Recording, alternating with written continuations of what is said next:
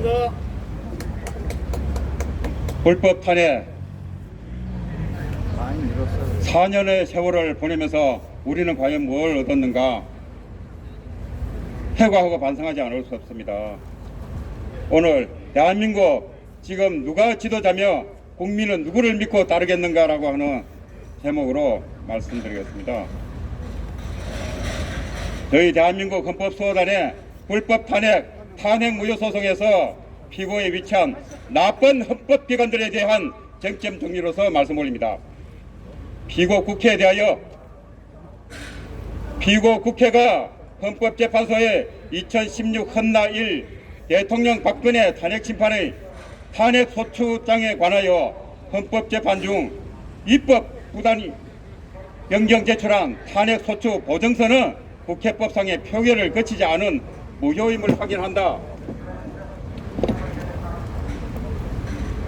이런 피고 국회의 불법 행위가 있음을 법원으로부터 우리는 확인을 구하고 있는 것입니다. 피고 헌법재판소의 제1로서 심판 청구인인 피고 국회가 담합하여 소추 의결서를 탄핵 심판에서 임의로 변경하였다는 입법 사실의 존재를 말씀드린 것입니다.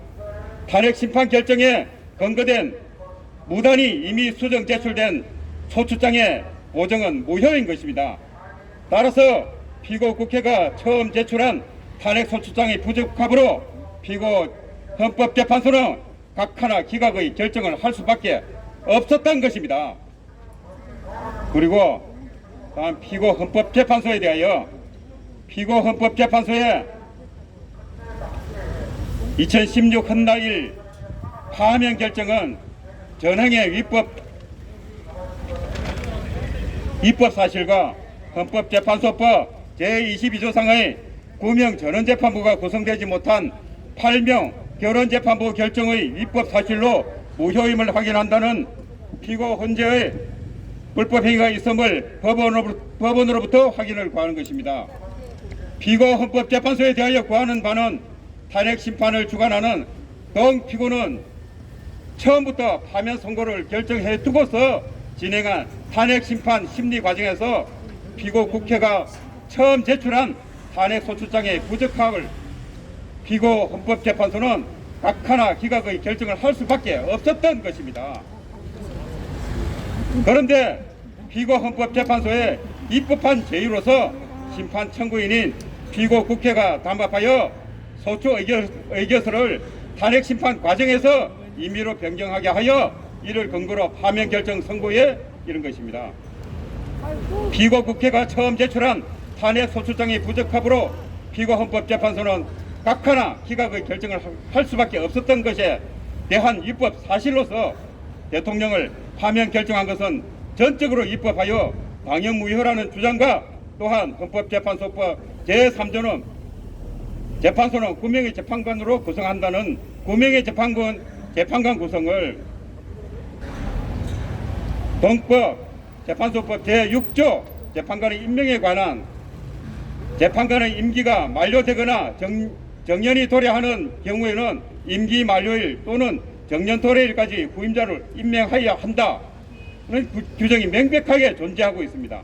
그럼에도 탄핵 심판 진행 당시 임기가 만료되는 한 재판관의 후임자를 충원하고서 제22조 재판부는 이 법에 특별한 규정이 있는 경우를 제외하고는 헌법재판소의 심판은 재판관 전원으로 구성되는 재판부에서 관장한다 함에 따라서 헌법 6조에 따라 전원재판부로서의 결혼이 발생하지 않도록 후임자를 채워서야 했습니다. 그것을 우리 국민이 채워줍니까? 누가 해야 될 겁니까? 피고 헌법재판소는 탄핵 심판 처음부터 파면 선고를 결정해 두고서 진행한 심리 과정에서 결코 그 불순한 의도에 이롭지 않을 재판관을 충원하지 않고 결원재판부로서 입법한 파면 결정 선고를 행사한 것으로 당연유효일 수밖에 없습니다.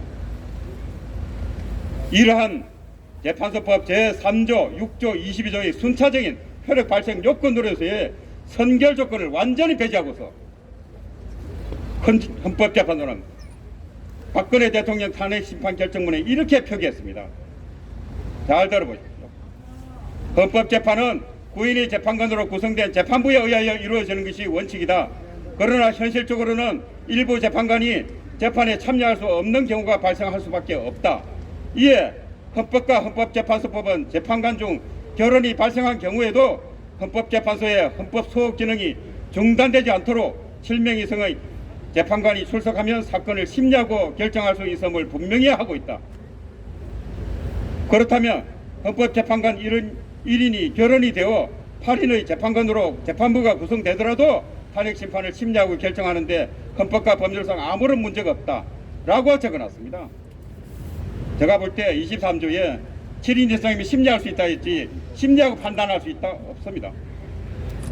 이러한 헌법재판관으로서의 법적 사고는 아주 위험하여 법을 모르는 일반인에게 있어서도 이해되지 못할 것인즉 재판소법 제3조, 제6조, 제22조의 순차적인 효력 발생 요건으로서의 선결 조건을 완전히 배제하였습니다. 그러고서 23조만을 들고서 탄핵 심판을 심리하고 결정하는데 헌법과 법률상에 아무런 문제가 없다고 결정문에 적었습니다. 자동차의 교통에 있어서 예를 들자면 신호를 잘 지켜야 하고 역주행해서는 안 된다는 선결 조건이 법규로서 지켜져야 합니다. 그런 당시의 사정으로 인하여 교통신호도 무시하고 역주행도 했지만 무사고로 잘 도착했으니 뭔 문제가 있는가 하는 결과적인 꼬리만 잡고서 합법 타당하다는 위험한 억지 주장과 전혀 다름이 없는 헌법재판소의 그런 말도 안 되는 탄핵심판 결정이었습니다. 다음 피고중앙선거관리위원회에 대해서 말씀드립니다. 피고중앙선거관리위원회가 2017년 5월 9일 시행한 대통령 선거는 전항의 입법한 사실로 무효로서 그 선거를 실시할 법률상 원인 없었던 원인 무효의 선거였음을 확인한다. 그런 게 피고 선관위가 불법 행위가 있었음을 법원으로부터 확인을 구하는 것입니다. 공직선거법 제1조에서 선거와 관련한 부정을 전제 조건으로 요구하였고 또한 동법 제16조 벌칙에 있어서 선거와 관련한 부정을 열거하고 이러한 행위에 관한 법규 내 특정 열거 사항에 대해서만 선거 쟁송의 제소를 인정하고 있습니다. 이렇게 대통령이 거리되지 못한 법률 착오로 실시할 수 있는 선거의 경우까지 공직선거법으로 규율하지 못하고 있습니다. 공직선거법상 이 사건 중앙선거관리위원회가 주관한 2017년 5월 9일 실시한 대통령 선거는 위 피고 국회와 피고 헌법재판소의 탄핵심판에 관한 선제적 위법 사실로서 그 결정 선고는 당연 무효인 것으로 대통령 박근혜는 탄핵된 바가 없습니다. 맞습니다. 그럼에도 불구하고 대통령이 거리되지 않은 선거를 실시해서는 안 되는 선거를 실시할 이유가 없는 원인 무효의 선거를 실시한 입법을 뿜었습니다. 죽지도 않았는데 죽었다고 장기 치르는 꼴을 대한민국 헌법기관들은 이렇게 서스럼없이 행사했던 것입니다. 지금 현재 피고 입법한 사실상의 가짜 대통령에 대하여 피고 대통령 문재인은 피고 국회, 피고 헌법재판소, 피고 중앙선거관리위원회 각 전원과 같은 입법 사실로서 대한민국 대통령이 법률상 갖는 일체의 권한 없음을 확인한다는 피고 불법 가짜 대통령으로서의 통치행위는 모두 불법 행위일 수밖에 없다는 사실을 법원으로부터 확인을 구하는 것입니다. 피고 대통령에 대한 청구 취지는 피고 국회, 피고 헌법재판소, 피고 중앙선거관리위원회 각 입법한 행위가 점철된 결과로서 피고 불법 가짜 대통령은 대한민국 대통령으로서의 권한이 없는 무권의 불법 가짜 대통령이라는 결론에 이르는 각 피고들의 순차적 입법 행위들의 과정에서 도출된 그 무효 확인을 구하는 소호 청구의 과정일 뿐입니다. 이렇게 대한민국의 나쁜 헌법기관들에 대해서 저희 대한민국 헌법소단이 소송으로서 준법 국민장을 하고 있는 상황입니다. 이에 주권자인 우리 원고들은 이렇게 나쁜 헌법기관들이 피고들에 대한 확인의 손은 대한민국의 국민으로서 원고들의 국민 주권상의 권리 또는 법률상의 지위에 현존하는 불법 가짜 대통령으로부터 부적절하고도 부당한 통치를 받고 있다는 불안과 그 위험이 지대하고, 그러므로 이 사건 청구의 확인 판결을 받는 것이 그 분쟁을 근본적으로 해결하는 가장 유효 적절한 수단임에 의심의 여지가 없는 확인의 소외이익이 있는 것입니다. 그래서 지금 현재 서울행정법원에 1심으로 계속 소송을 거듭하고 있습니다. 헌법은 헌법기관들만의 헌법도 헌법소단만이 지켜야 하는 헌법도 아닙니다. 비정규전의 술책으로 대한민국을 망국으로 도모하는 나쁜 헌법기관들에 의하여 헌법과 법률이 무참히 파괴되어 가도 침묵하는 멍청한 이 나라를 남녀, 노소, 경향의 국민 모두가 시급히 나서서 지켜야 합니다. 불법 가짜 대통령을 문재인 대통령은 운운한 식자들의 입을 도무지 이해할 수가 없는, 대한민국이 지금 어디로 가는가를 묻지 않을 수가 없습니다. 대한민국 헌법기관으로서의 피고들, 특히 피고 헌법재판소는 진정 헌법수호 의지가 있는 집단체인지 공공기관으로서의 정체성을 의심하지 않을 수가 없습니다.